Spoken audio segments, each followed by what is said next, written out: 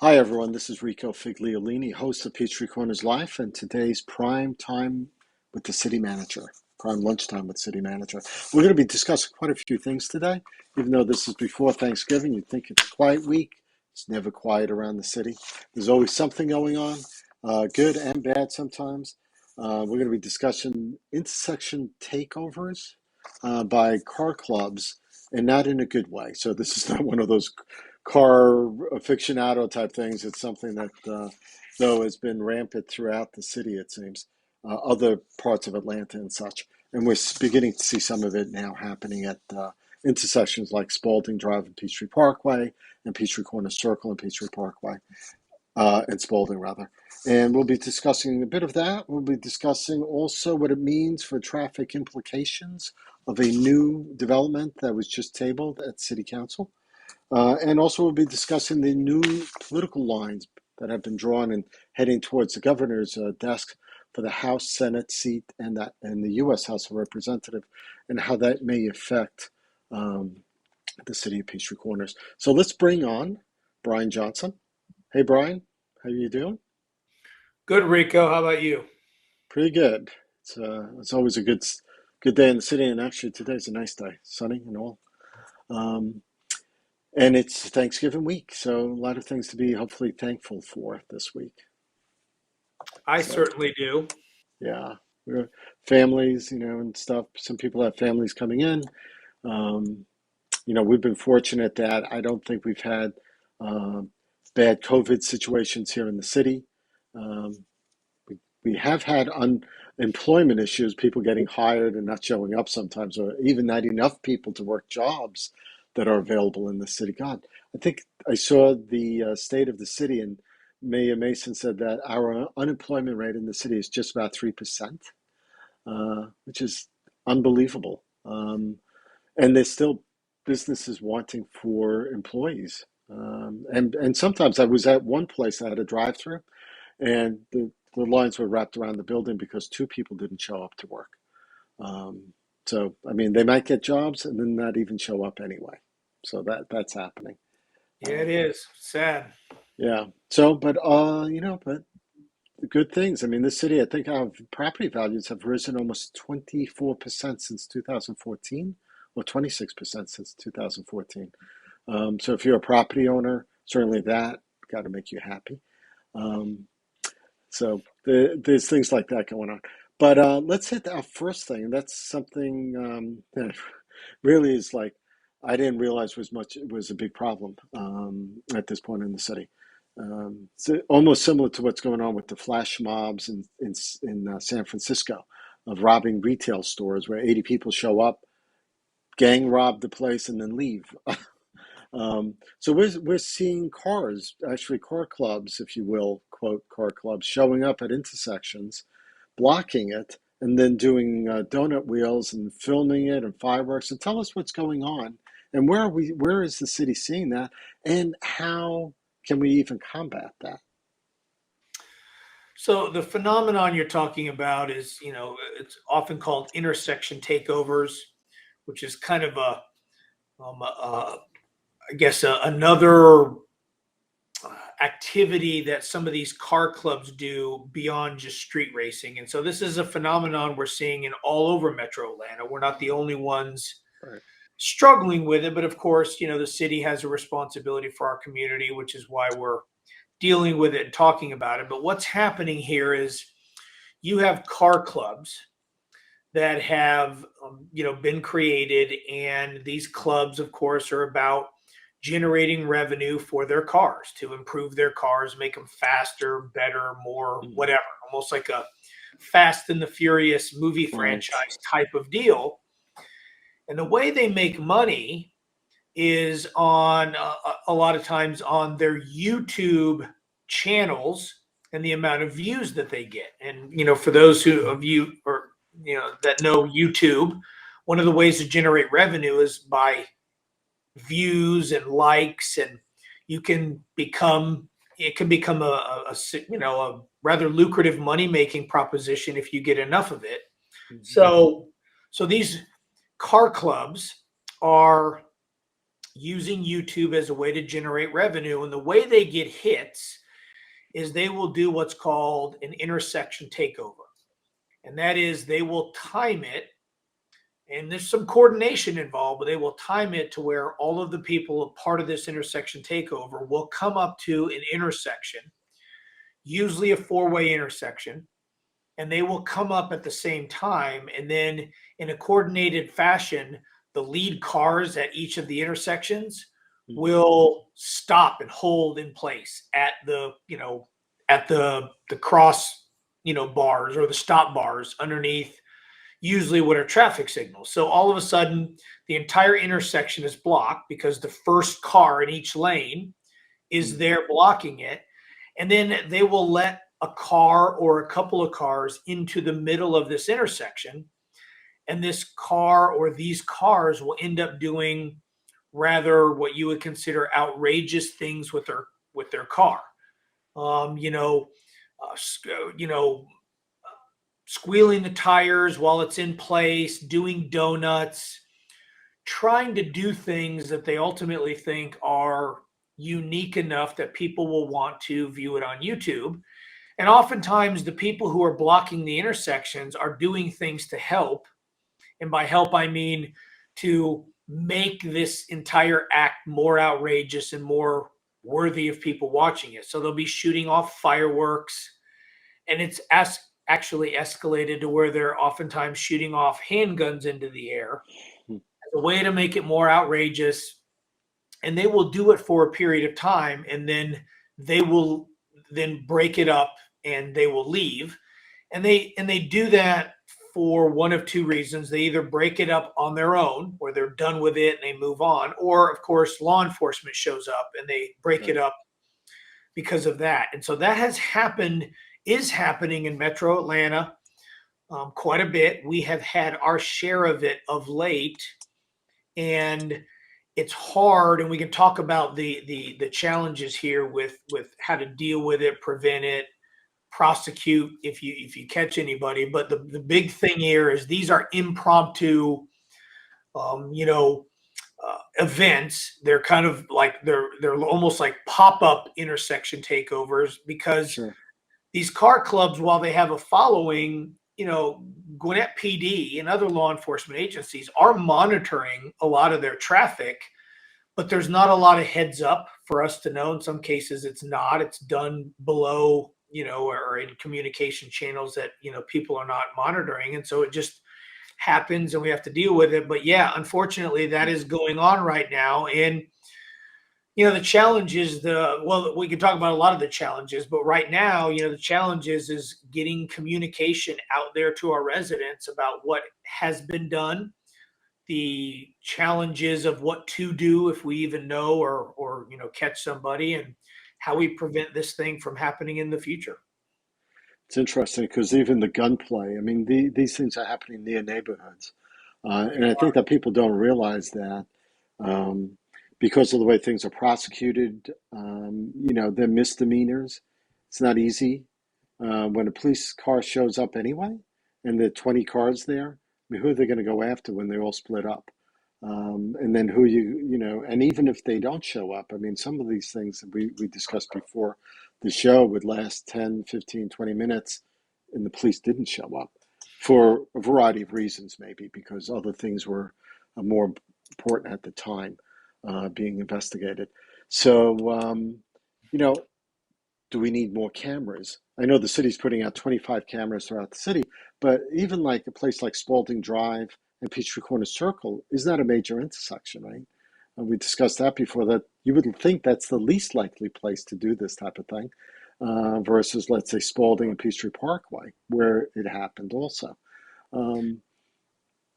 Rico, you're hitting on some of the challenges here. So, first and foremost, you end up having, so the laws that are, in application here are written such that unless it's the third instance in which somebody has been convicted of doing this, short of it there being 3 convictions of this, it's considered a traffic violation. Violation. Yeah, I mean, and which are all misdemeanors. Right. So unless somebody has had 3 convictions and now police are showing up on their fourth, and of course they would have to know that this person had had 3 other convictions. Mm-hmm. But unless that has happened, it's a misdemeanor. So the first is there's not a lot of deterrent from that the law allows. Police, even if they catch somebody, it takes those multiple instances before it becomes a felony or before the car can be seized. So there are some things within the law that are not particularly helpful. And some of those things I will be working with council on here shortly, and it may become a legislative priority for us on the upcoming legislative session, is to maybe do some things to strengthen the law to give police department a little bit more teeth when they do catch somebody.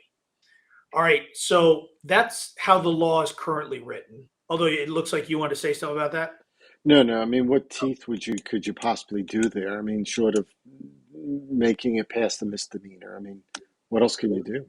All right, well, let's start with that one. That's actually a big deal, making it beyond a misdemeanor, because by a matter of policy, Gwinnett County police officers cannot pursue somebody if that in any kind of a high speed chase capacity Right. for a misdemeanor. So on these intersection takeovers, let's say Gwinnett PD was right there a minute after it starts, and they show up, and then everybody scatters. Even if they chose to, be like, look, we can't get all of them, but we're going to get one. By a matter of policy, they cannot pursue because it's a misdemeanor. And so if it was not a misdemeanor, that might help. That would be one thing that the law. Two is the seizure of these vehicles that are in the commission of this type of thing. It also takes multiple instances before you can seize an asset that is the very thing that's creating a risk to public safety.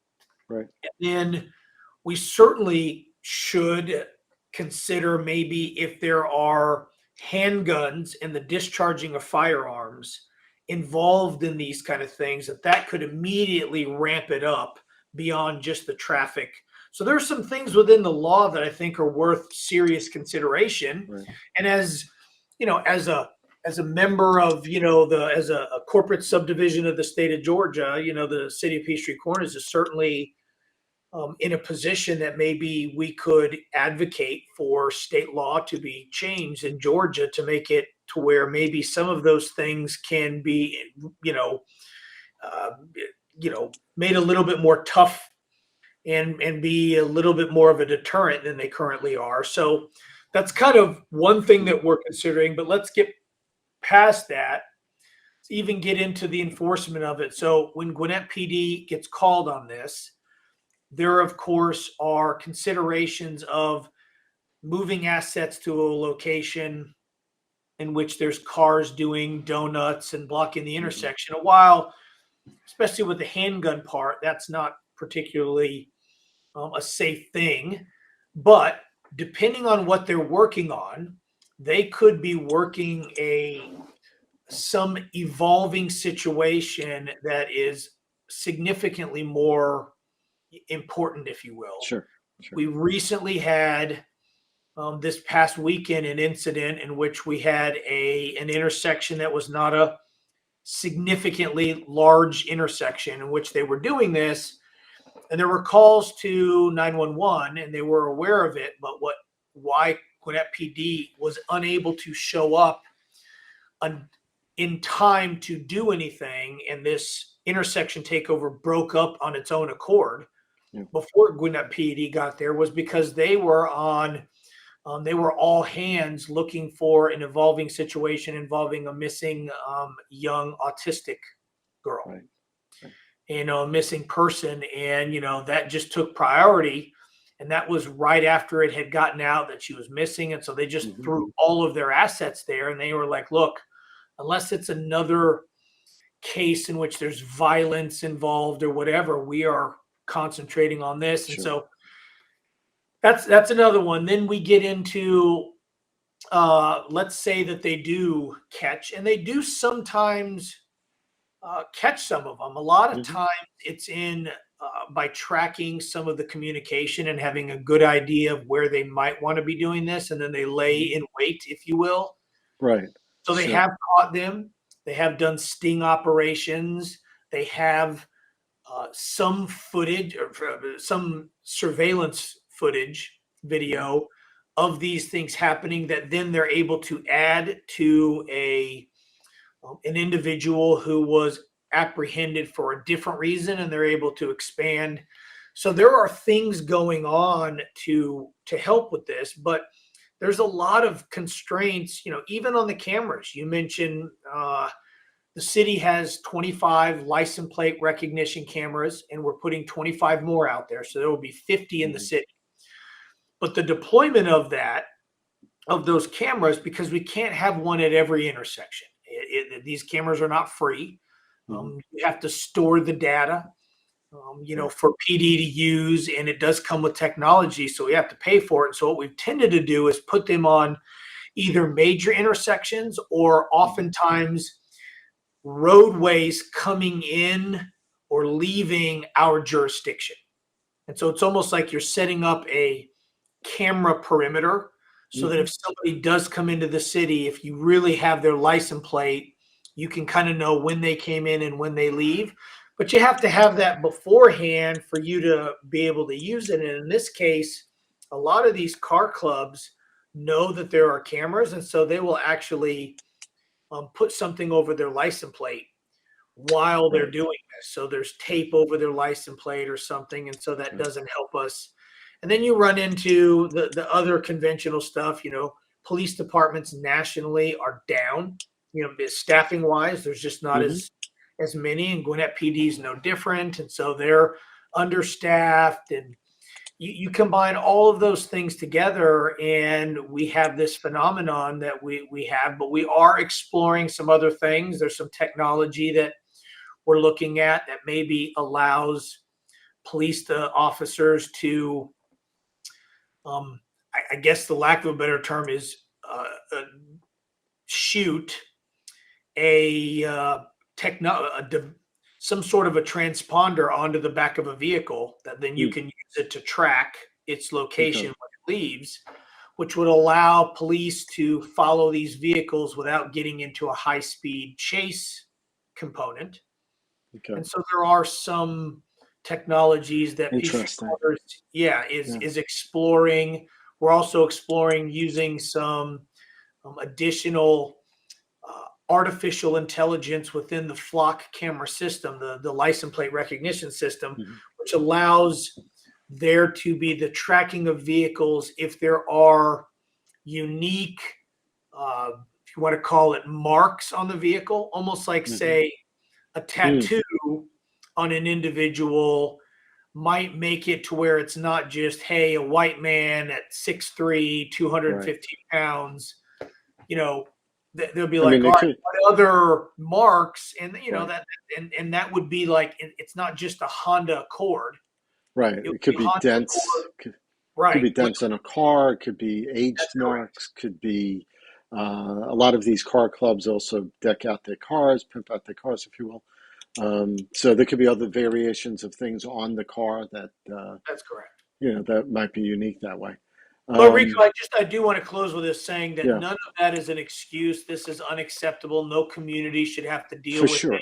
It Yes. still is unsafe, even if there weren't firearms Hmm. involved, shooting Hmm. into the air. And so I don't want it to sound like there's, oh, there's nothing we can do. No, we are looking to do more, maybe deploying cameras at interior intersections that we Hmm. normally wouldn't have against some of this technology I talked about. Hmm. And so the city's doing what it can. Gwinnett County PD is certainly Yeah. in a position where they know it's serious. And so it's just hot off the press, if you will, that Right. you and I were talking about it before the show, just because it happened this weekend, and it's a big deal. Hmm. And the mayor and city council are very, very, interested in trying to ensure we're doing everything we can to help our, police officers stop this. But we are not alone. They move around, and other jurisdictions are dealing with it as well. But we're going to try to do what we can here. Right. It's a difficult, these types of situations like the flash mob stealing at retail stores in San Francisco that seems to also be spreading across the country to some degree. Um, they're difficult to handle because, these are fads, you hope, and that they will go Right. away at some point. So do we overreact to something? Like you said, yes, it's a dangerous situation. Do we put out all the cameras? Do we do the transponder thing? Do we, the other thought, I'm sure there are some people that would even think, do we do like Norcross and we create our own police department that can police our area? I think Gwinnett Police has done a great job. In fact, that missing autistic child was in Peachtree Corners. That was Holcomb Bridge, I think, and Jimmy Carter. So that was around this area. Um, we can go overboard on some of these things, or not. If you look, if we look at safety and what that means, sure, some people say, do we need another 25 cameras? Why not? Maybe we do. As long as things are handled in the proper way, I think adding to safety, I don't think anyone would, or there may be some people that would be concerned about additional cameras, but how else can you combat some of these things? Like you said, these are misdemeanor crimes. They're not going to be prosecuted for the most part that way because this takes too long to prosecute. And by the time you finish it anyway, people don't go to jail. They handle with maybe a fine or something like that. This is part of that change that we've had over the past decade to make sure that we don't overcrowd stations, jails, that we don't give too much to our police to do because they already have a lot to do. I don't envy you and the city leaders and what you have to do. Even the legislation will take time. By the time Well, it gets passed, then it has to go through a department that has to actually figure out how to implement it. It's not just all of a sudden shows up. And so, yeah, difficult problems. Hopefully it won't get worse. Let's move on to, there was a small development, actually about almost 7 acres, that's a multi-use development that's coming up. That's the Peachtree Corners Circle Lofts that was tabled this past city council meeting. And that's what some people might, it's one of the Cowart developments. And I think we talked about this before too, and we talked about the traffic implications. Because this is the property, I believe that would abut the Intuitive Robotics campus, right? That runs behind QT and some of the the creme de la creme that's there. yep. So, and that certainly would affect the in and out at the QT station, whether left turns are allowed or not. So, explain to us then how some of this traffic um, implications would be affected by this development. So you're referring to a parcel that is essentially directly across the road. If you were exiting the Forum property right there at Mm-hmm. Trader Joe's, you're coming down that little hill there and you're stopped right at Peachtree Corners Circle and you look straight ahead, there's a wooded parcel. That would be the parcel in question here that, Mm-hmm. that the development would be going on. Why it's difficult, speaking of not being envious of some of the things the city's working on, this is another one that unfortunately it has second and third order effects beyond just the parcel in question. It's always preferred if you have some sort of a development that is being considered, that when you start talking about traffic and other things, but traffic, Mm-hmm. that it's kind of isolated to just that parcel. Like it doesn't really have much as far as ingress, egress, implications for up and downstream developments. It's kind of like, look, yeah, it'll be more traffic, but people coming in and out are not going to interfere with other people coming in and out. This one is not one of those. We have some problems here, and some of them are a little bit of an inherited one. And by that, I mean this. When the city became a city, almost 10 years ago, Mhm. the developments that are out there were already in place. The developments affected here. By that, I would mean QT, the Mhm. quick trip right there at the corner, and then heading, what would that be? Essentially west Mhm. down Peachtree Corners Circle away from Peachtree Parkway. You would have Creme de la Creme behind them. Mhm. Those are the two that have curb cuts for cars to get onto Peachtree Corners Circle. And then directly across Peachtree Corner Circle from those curb cuts, those entrances to the QT and Creme de la Creme, you would have two entrances or exits, as the case may be, to the Forum. You have one near Redlands, and then you have the main one, if you will, that's coming out right by Trader Joe's, and that is that, the one that it's kind of the main thoroughfare through the Forum.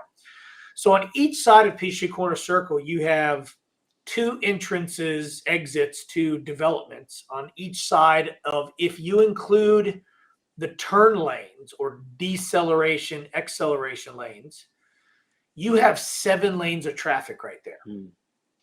And so what we have in some cases is, and a lot of it is people leaving the quick trip want to turn left out of the quick trip onto Peachtree Corners Circle, Mhm. heading, say, towards, Spalding and, Holcomb Bridge Road that Right. way. So they're turning left across. It could be as much as 6 lanes of traffic to get onto the 7th lane, because Mhm. some people turn left out of Quick Trip and they immediately want to turn right into the Forum right there at Yes, Trader I've seen Joe's. that. Yeah, and there's been accidents there. Yes. Probably part of it because of that. Yes. So look, we get it. I will plead the fifth if I was under oath as to whether I had ever tried any of those facing movements myself. But they are not safe, you know, movements, vehicular movements. Mhm. Those accidents you just brought up are a testament to that. But Mhm. that situation was inherited by the city. That existed when we were a city. That had been permitted. We had nothing to do with it, meaning our Mhm. fingerprints were not on it. Now we are being asked to permit, rezone and ultimately permit a development that is going to exacerbate the traffic in the area, not just for their particular development, but it's going to have, again, a little bit of a domino effect, Mhm. mainly towards Peachtree Peachtree Parkway. Parkway. You're Right. right. So their entrance to this development will probably line up directly across from the Forum's entrance exit by Trader Mhm. Joe's, which is also where the Creme de la Creme's entrance already is. It's directly across. Let me ask you something. Yeah. That's a long piece of property that butts up to Technology Park. Is there going to be an exit entrance from that side? No. And here's So, why. yeah. Really, topography, terrain. Okay. So there are 2 reasons why you're probably never going to see another entrance onto Peachtree Parkway, is because there are multiple creeks running through the parcel. Mm. Um, Mhm. as it leaves almost like from the Peachtree Corner Circle down towards its other connection to another roadway, in this case, Peachtree Parkway. And this Mhm. parcel is kind of a long parcel that's really connecting Peachtree Parkway and Peachtree Corner Circle at a diagonal behind, what is it, Northside Gwinnett Urgent Care, Right. and then the little mini strip mall, which has sports clips and the shoe store and, Right.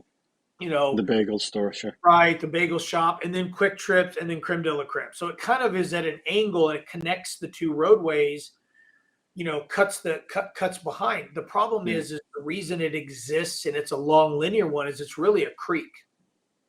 And so the creek Yeah. would need to be piped if you wanted to do anything. And then the terrain is significantly steep. It is a hole down in there. And if you ever drove, say, Peachtree Parkway and you looked at the parcel right next to Mhm. the north side Gwinnett, it's just, Mhm. it's just a hole down in. So, so let me ask you though. I mean, basically, I mean, when that property was left the way it was, I don't Right. know if that was an easement, a water place for another property, if that was split off some years back or not. May have been. Maybe it's just undevelopable. Does the city? I mean, obviously, a city option could be, no, we can't. You can't do that there, because right now it's zoned. What? It's zoned commercial. Yeah, I think M1, C2, right? C1, They maybe, as I don't know. Yeah, it's it's commercial. a It's so it's an commercial. M1, right? So it's an M1. So they can't. I mean, I don't know what the setbacks are and how wide that is, and I don't even know if it's really developable as an M1, even if you wanted to. Right. Um, so maybe it's just a denial, because otherwise, what you're saying essentially is, and I don't know if you can, right? You'd have to force the QT to say they can only do right turns on exit. You know, That's correct. can you force them to do that? Because they've been in development, they've already there. I mean, should they be penalized because another property wants to come out? I mean, is that reasonable?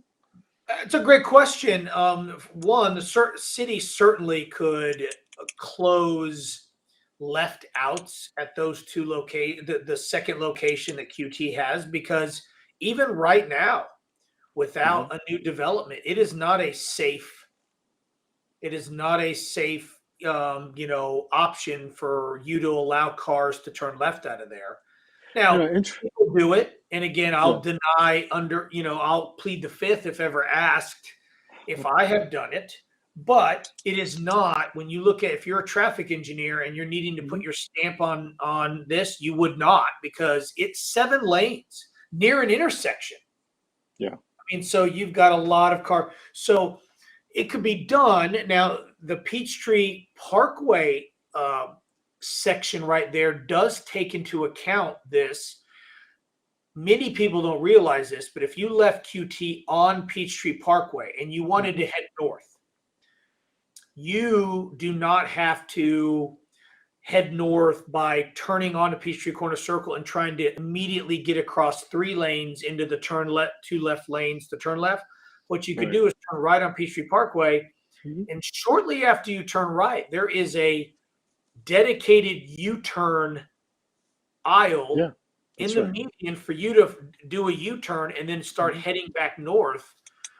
And so there would be accommodations made for cars to do that on Peachtree Corners Circle as well, if this was the case. But my only point to all that is this development, while everybody has a legal right to develop their property, if it can be in some regard, that doesn't mean it needs to be as Well, dense as they want. It doesn't mean that it needs to have the use that they want. But right. we are And and considering and this. and it is an M1, so it's not like they don't have a use for it. It's zoned for a use when they purchased it.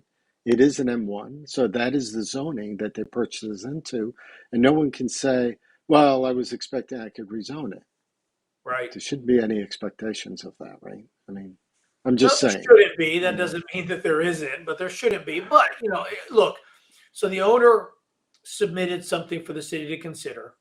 Mhm. The use itself is not something that it appears is problematic, which is an equity residential product.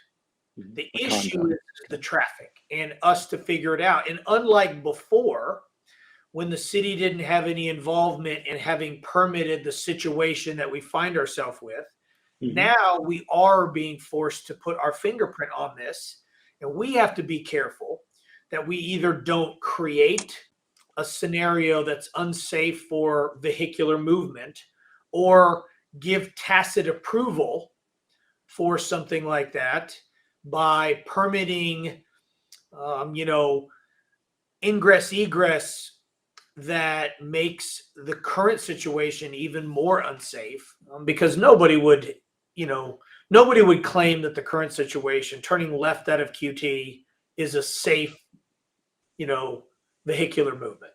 Nobody would. Doesn't mean people don't do it, but nobody would say, Yeah. "Oh yeah, that's safe. There's no problem there." Yeah, no, for sure. I mean, and quite frankly, I mean, even though it's not safe, and I think we all do that when you got to make a left turn. I mean, I've I don't know done it. what you're talking about, Rico. I don't know what you're talking about. I mean, it's not illegal to do that No, it is necessarily, not.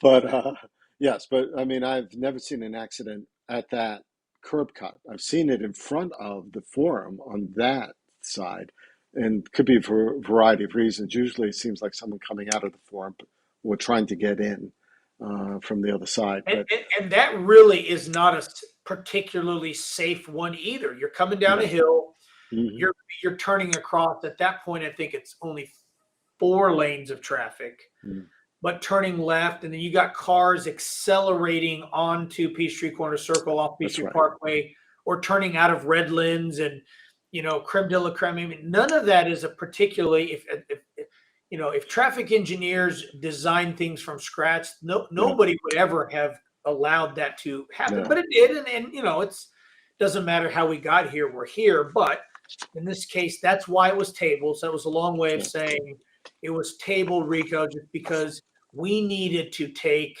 extra special care at looking at the traffic patterns and the vehicular movements if we permitted this, and what Mhm. would happen. Is there a safer way to do things? And so that's why it was tabled. Cool. So this is going to come back up, I guess, in December, No, we pushed it to the January one because January. Okay. the December ones, because of Christmas and everything, Right. had to be moved up earlier. So there would have only been 3 weeks between the November council meeting and the December one, with Thanksgiving, Right. this week in Right. between. So for us to make sure we had enough time, we just pushed it to January.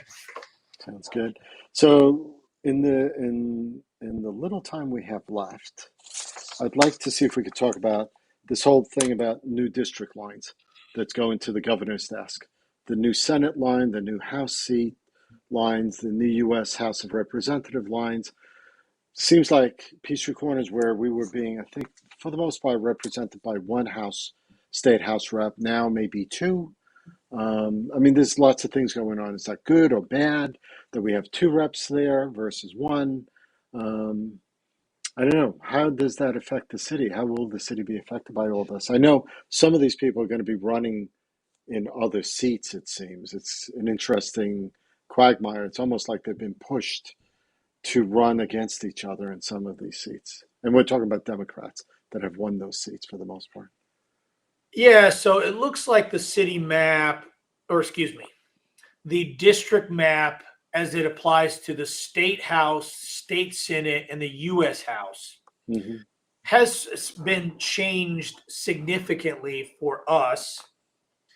And in that, which seats touch a part of Peachtree Corners and which seats don't, and what representatives, and so on and so forth. So, yes, there has been, as is always the case with whichever party is in power at the state, these district maps were drawn in a way to give the party that is in control of the General Assembly and the governor's office I guess, in their mind, the potential for them to gain representation Mm-hmm.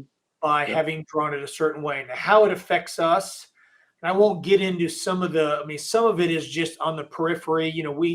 Before we had people like Representative Pedro Marin and Scott Holcomb that touched a little bit of Peachtree Corners. So technically, you could say that they represented us, and they did. Don't get me wrong, but we weren't the core. Now, probably what most people would think of from the state house would be the seat that Tom Rice held for a long time, and then Scott Hilton.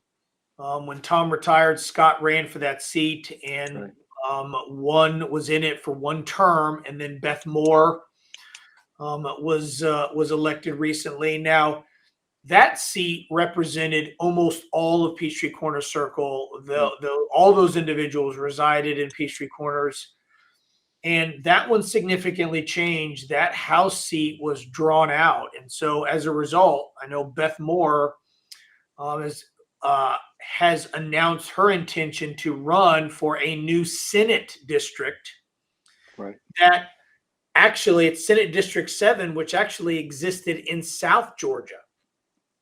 And it's kind of indicative of how more influential metro Atlanta is becoming, because with population growing in metro Atlanta and in some cases decreasing in rural Georgia, Mm.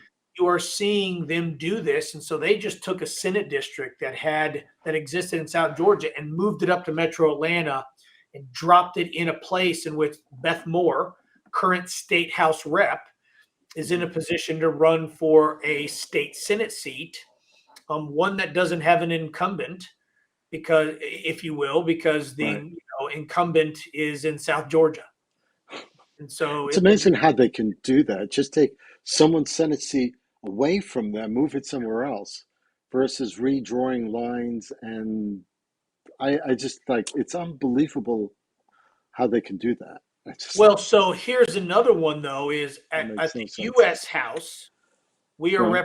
represented by Carolyn Bordeaux, Mm-hmm. and Carolyn, you know, and well, then it was also just as part of this map, a neighboring U.S. district, which was currently represented by Lucy McBath. Mm-hmm. She was drawn out of, well, excuse me, her district was redrawn in such a way that it is now, at least from the registered voter standpoint, Mm-hmm. a clear Republican leaning district. So, in other words, Yeah. she is now finds herself residing and representing a district that at the next election is going to be significantly Republican. So she had a decision to make, I guess, and that is either try to win her seat anyway, even Mm-hmm. though it's going to be leaning towards Republican, or she could run against or run for a seat in a district that is not so Republican. And she has my understanding is she has announced that she will then run for the seat that Carolyn Bordeaux currently holds, which is the one that represents us. Right. And so why these matter to us is less about party affiliation. You and I have talked about this before. Mm-hmm. Potholes don't care if you're Republican, Right. Democrat. Zoning doesn't matter. Traffic, managing Mm-hmm. traffic doesn't matter. What matters to us are relationships.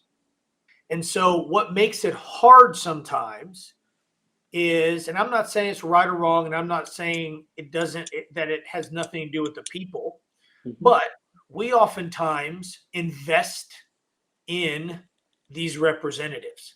We get to know them, they get to know us. We have meetings, we communicate, we develop a relationship. They learn Peachtree Corners, we learn them. Mm-hmm. And over time you have this relationship. And when these things happen and there's turnover, it's like, it's a relationship. It's almost like a marriage, and every so often you're forced to have a new spouse. You're like assigned a new spouse. Like, all right, Rico, Yes. you got a new spouse. In this case, Peachtree Corners is like, all right, Peachtree Corners, you may have a new spouse at the U.S. level, or you may have a new spouse at the state senate or state house level, and you got to relearn these people. They've got to relearn you, and Mm-hmm. it is not easy sometimes, because these things are built on relationships. I mean, that's what makes these things go around, is them knowing us and what our needs are and Sure. liking us and sometimes living here. Yeah. And that's where we're at, is we're going to be forced to potentially learn some new people, maybe not. I don't know how some of these races may go. I mean, Carolyn Mm-hmm. Bordeaux may still retain the seat, and then there's no loss in that. And Lucy McBath could be just fine. She just doesn't know us right now, and we don't know her. Right. And And these and so, these districts have changed a bit also. So they include other. They've been redrawn yeah, to its even though it is Carolyn Bordeaux's district, I guess, but it's been redrawn enough so then it doesn't look the same to a degree. correct. And so it's not like, I agree with you. It's the relationship that you're building, but also now that district also represents maybe competing aspects. So if there Yeah, was a road plan, if there was technology money, if there was EV charging station money, if there were grants, now we may be competing with other cities that are newly drawn into that district that maybe would get better benefits than we would out of that. So I see, it is the relationships, but also it's the dynamic of what that district now is made up of, what other cities are in there, and who's going to be wanting to pull a little bit more towards them, which is which is normal. I mean, but I yeah, mean, so we'll, look, Rico. I mean, even at the micro level, mhm, relationships. I mean, we have a new council member now. Joe right, Sawyer is sure, a new council member, and it's about relationships. So, as the individual who works for the 7 members of council, I had, there had been a relationship with the previous incumbent, Gene Albach, that sure, I had, and you learn what you know that individual likes and how they communicate or whatever, and what their pressure points are, what's important to them. And now there's a new one. It doesn't make it right or wrong. It just hmm, makes it different, and it just takes time.